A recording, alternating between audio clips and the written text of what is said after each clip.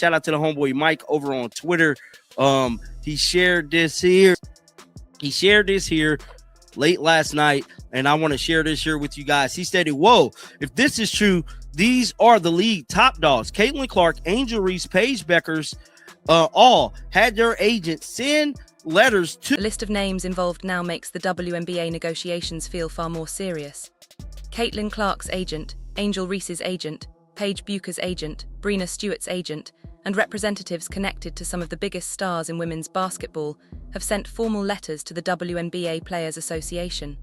That action could shift the entire conversation at a critical time. With the March 10 deadline approaching quickly, a new level of pressure has entered the situation. This is no longer simply a standoff between the league and the union. Now agents, the people directly responsible for protecting the earning power of top players, are asking for greater transparency about what is happening behind closed doors. That raises a key question. What exactly do they believe is not being clearly explained? And why do they feel compelled to step in at this moment? At the center of this dispute is a significant financial divide. The league's proposal would grant players 70% of net revenue, meaning the split would occur only after expenses are deducted. That includes operating costs, travel, arena rentals, marketing, and every other expense the league counts before profits are calculated. The union, however, is seeking 27.5% of gross revenue. The revenue sharing system remains first and foremost the most important matter right now. The league is proposing a system where the players would receive about 70% of net revenue. That's revenue after deducting expenses, versus the players are asking for a system where they'd get about 27.5. See, that's the whole deal here. Just like I keep telling y'all, this revenue sharing is simply because of the old players. The old players, for whatever reason, they want to make sure that they be able to get some type of revenue sharing, but I just don't think the owners are going to... Meaning players would receive their share before those expenses are deducted. That difference is not just technical wording. It completely changes the size of the financial opportunity on the table. Under the players' model, the Year 1 salary cap would be approximately $9.5 million per team. Under the league's model, it would be closer to $5.65 million. That creates nearly a $4 million gap per franchise across 15 teams. That places roughly $60 million in player compensation at stake. At that level, it becomes easy to understand why agents are stepping in now. Their clients' futures are directly tied to these figures. I think they're doing too much, and I think they are the ones holding up the process. Gross revenue, that's revenue before deducting expenses. So you have a different system, you have a different percentage, and the best way I could probably illustrate the difference is if you look at the salary cap under year one of the proposals that both sides are proposing. For the players, they would say the year one salary cap would be around $9.5 million, and for Interview 3. And so are their commissions. One of the most overlooked issues in these negotiations may ultimately become one of the most important: housing. On the surface, it may sound like a minor benefit compared to salary caps and revenue splits. In reality, it could significantly affect how players experience the next CBA, especially those who are not already earning substantial money off the court. If teams reduce or eliminate housing support, that expense does not simply disappear. It shifts directly onto the players. For the biggest stars, that may be inconvenient but manageable. A player with major endorsement income can absorb rent, relocation, and living expenses without major disruption. For younger players, minimum salary players, and those fighting to secure a roster spot, that same change could be far more difficult.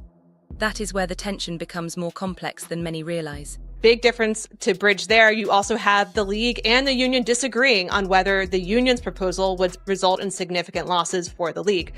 The second most important issue is to figure out housing, because teams have historically provided it for players.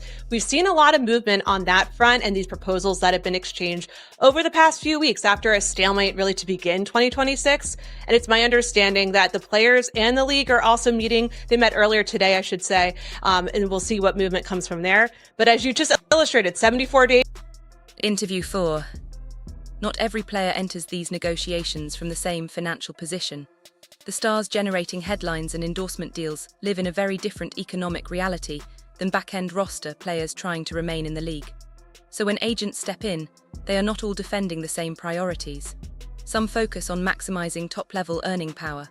Others are more concerned with protecting basic financial stability for players lower on the salary scale. That is why the recent agent involvement stands out. This was not a casual comment from outside observers.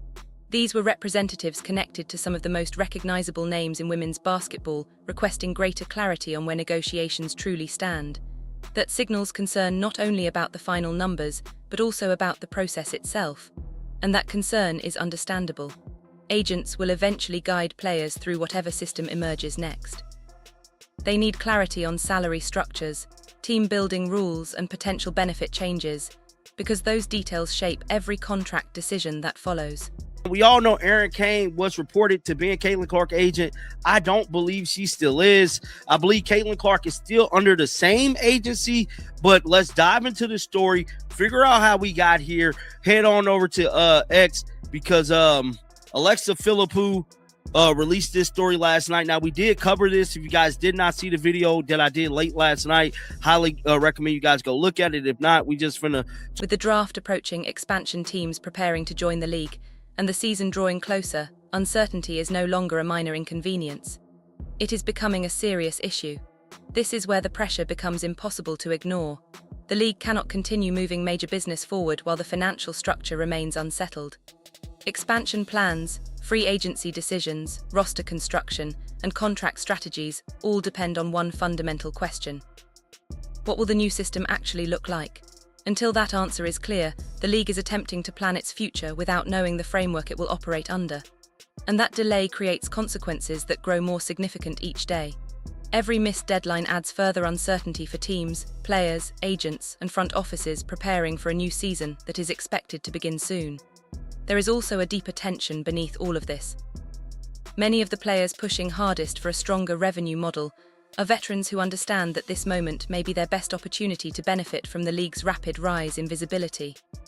They spent years building the league, often without salaries, exposure, or commercial rewards that matched their talent. At ESPN, Alexa Philippou with details on WNBA agents' call for more transparency and communication from the players' union. Behind the scenes, agents have been talking about the issues for months. So I haven't heard anything about agents saying anything in regards to the current CBA negotiation situation. Now, Alexa Philippou did do an interview with ESPN yesterday, but before we get into that video, I want to show you guys the group of agents that has sent out information, pretty much letting us know exactly. Now that the spotlight is brighter and revenue is finally increasing, they do not want to see the system expand without securing a larger share for themselves. That position is understandable, but it also carries risk. If negotiations extend too long or collapse into a labor standoff, the league could lose some of the momentum it has worked so hard to build. The surge in attention from 2024 brought in a broader audience, including casual viewers who were not long-time WNBA followers. Those fans arrived because the product felt exciting, fresh, and impossible to overlook. A prolonged dispute could disrupt that momentum at the worst possible time. From the ownership side, caution is understandable as well. For years, investors remained committed while the league operated without consistent profitability. Now that meaningful growth is finally appearing, they are hesitant to commit to a structure that could become difficult to sustain if revenues slow down. That is what makes this situation so complex. Both sides recognize opportunity, but both are trying to protect themselves from different risks. The most difficult part of this standoff is that neither side can simply be dismissed as unreasonable.